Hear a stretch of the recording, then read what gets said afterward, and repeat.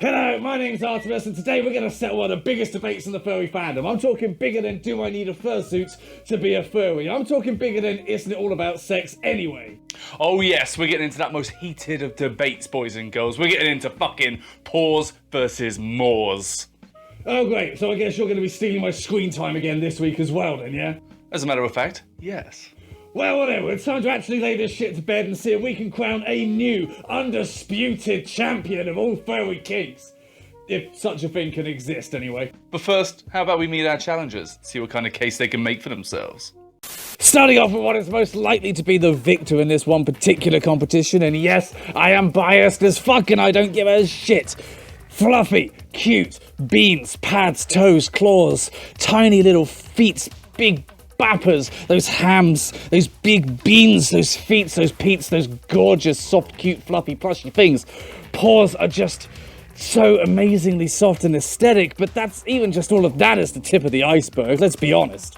Typically heralded as one of the key iconic cornerstones of the furry fandom, this simple paw logo right here has been used by many a furry convention and organisation within the fandom, even those that we don't exactly want here.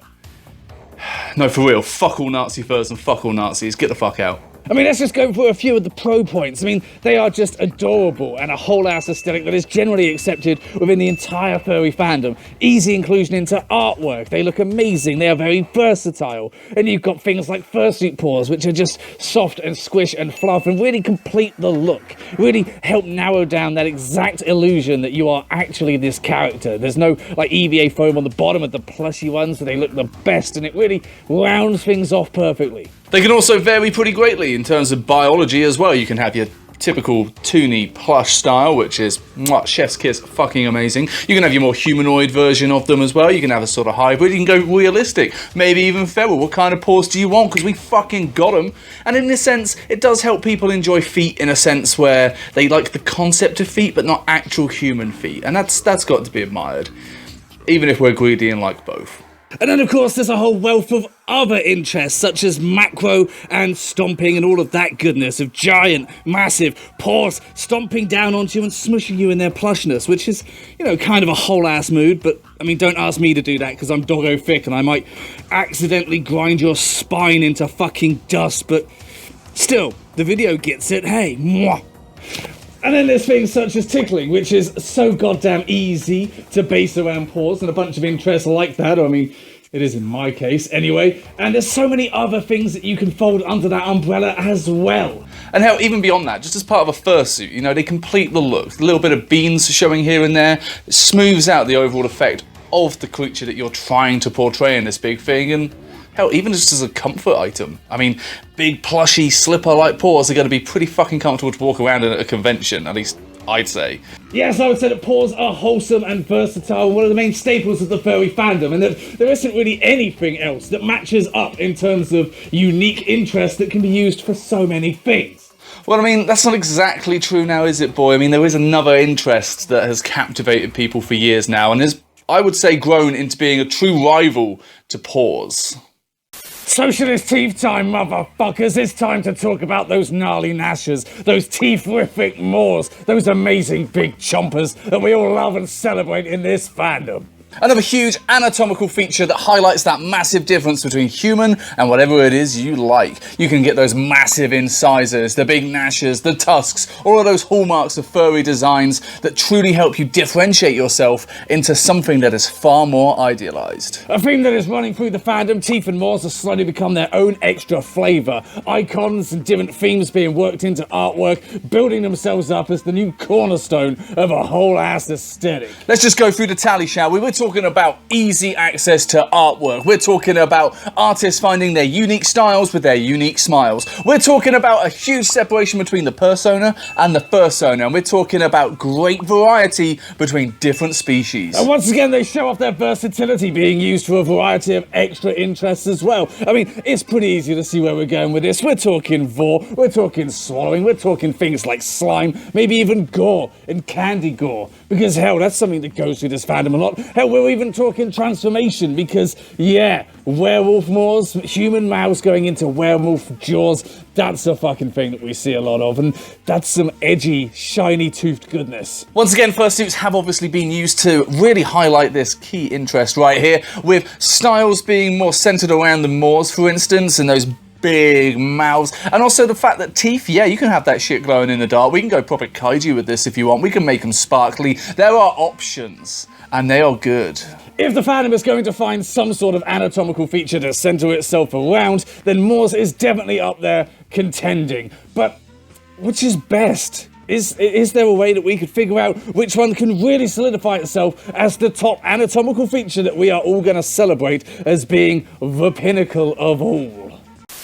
But which one is best? Pause. Which one holds the hearts of the fandom and can truly solidify itself as the pinnacle of furry interests? It's Pause. Well, we went to Twitter and we polled all of you, and the results are in, and they are overwhelmingly personal preference and opinion. Yeah, bitch, Pause won, you goddamn fucking right. Give me that fucking belt already. No, but no, it's I fucking told you this was coming home, bitch. I fucking said it. Pause rule, Maws drool. Literally, goddamn fucking right. No, this isn't that. Where the fuck did you even get that belt from? Custom made, motherfucker, just for this occasion. Yeah, It's definitely not a fucking replica of the NXT belt you got off eBay. Hey, hang on. Some of your words made it through by mistake. You're trying to say that there wasn't actually a winner, but like, didn't we have a poll for that with results and everything? Yes, we did, and we found that personal preference is actually the real winner. Some people like one more than the other, some people like both, some people only like one exclusively, but ultimately, it's all down to personal preference. Okay, that's a nice sentiment, but what were the actual results? It doesn't really matter at the end of the day, does it? No, don't fucking give me that shit. What did the people say? How did they vote, and what are the results of that vote? It was Paws. Paws won the fucking poll. Right, yes, exactly. So you could say, in essence, essentially, for a fact, Paws won. Well, I mean, your audience is pretty biased towards Paws, and when we talk about Paws on this channel, we're going to have people who like Paws. That's pretty much what we've drawn towards us. So I think it's fair to say that the results are probably a bit skewed. And, you know, this wasn't like a full scientific polling experiment or anything. And anyway, it doesn't matter. We're getting away from the central point. It doesn't matter which one's best or getting involved in some random weird rivalry. No, what really matters is the joy that it brings and the enjoyment that we can find within these little topics in the furry fandom. It's the way that it brings us together and that we can really feel a part of something, you know? Yeah, that's a nice sentiment. It is. But I mean, Paws still won, didn't they? So, you know, champions, I'm just gonna fucking say it. You know how it is. I bought this, we're fucking using it, alright? But getting down to brass tacks. What the fuck are brass tacks? Getting down to brass tacks, you can't really define which one is better or worse than the other because it's personal preference. It is like trying to ask somebody, you know, what's the best in the entire world for everybody? Tea or coffee? Should have used a different example. Well, I mean... Cannot be answered because it's a matter of personal preference. It is down to the individual and the enjoyment that they themselves get out of the thing. Yeah, but on the back of that, tea and Paws are obviously the fucking best out of both of those. I mean, at least for us. Like, you know, tea, we just love the taste and the ceremony around making tea, and Paws are just soft and cute and sensitive and adorable and squishy and lovely. And that's just so on brand for us. Obviously, they're the best. And that's pretty much what we noticed in the responses to our polls as well, which will be flashing up here. Paws are more typically associated with softer, more gentler, sort of fluffy, plushy aesthetics. A more gentler, sort of easygoing vibe. That's pretty much where Beans and Paws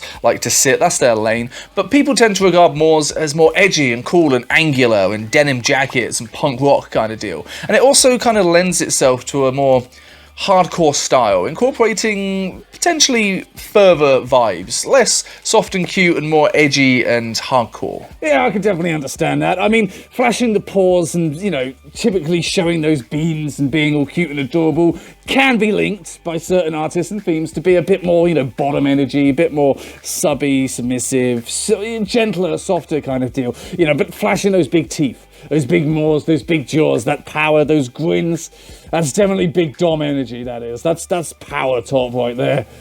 So, just to take a moment, considering you're somebody who routinely flashes their paws all over the internet. Would you like to take a moment to revise your sentiment that doing that thing is subby? I've made a huge mistake. Anyways, moving on. No, I didn't mean it like that. You know I didn't mean it like that. I'm just a good boy who likes tickles. It's nothing like that. Moving on.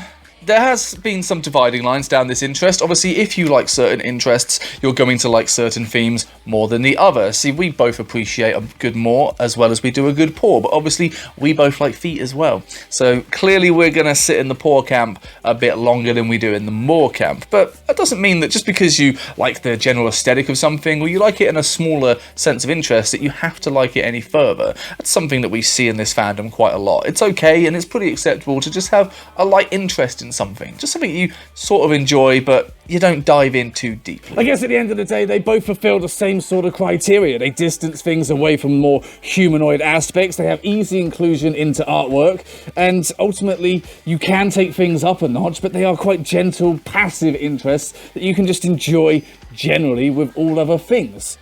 And I mean, as much as they do have their variations, and they are very different from each other in some respects, they do still bring people in and show some sort of umbrella of interest that, hey, I like this thing that everybody else seems to like as well, and I can feel more included because of that. And I think ultimately that is the best thing that any of these interests can do.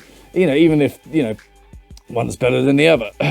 Well said, boy. They both have a great place within this fandom, and it's not about the competition, it's about what they can both contribute and how they allow people to feel like they're truly a part of this thing. That's very balanced. Well done. I wasn't expecting something so balanced from you. Yeah. But I mean, Paws the best, obviously. Well, that's basically all we've got time for today, or at least all we're going to do in this video today. I hope you enjoyed it. Sorry we couldn't deliver a full and final verdict on this question, but you never could when it's a matter of opinion. And, you know, if we were to say, like, you know, this one is definitively the best, it's only going to start fights in the comment section. And we learnt our lesson about that from last time. But yeah, I will leave you with the dog who is most likely going to beg for your money. So I'm sorry about his shameless fucking begging, because here it comes. Hey, I don't beg. That's one trick that I've never learned, all right? But if you did like this, and thank you for watching as it is, maybe you'd like to have a look at the Patreon. Maybe, just maybe, huh? But for real, thank you for watching. I hope you enjoyed it. I hope we did these subjects justice and we had fun exploring these sort of things. Hope you enjoyed this random new editing style that I've gone for, and I fucking hope it worked out, because otherwise it might look shit. But yes, thank you for watching. Thank you for your support so far. I hope you enjoyed. Like, share, subscribe, all that bullshit, I guess, because we're going to just sell out completely. And I guess we'll see you next week, fam.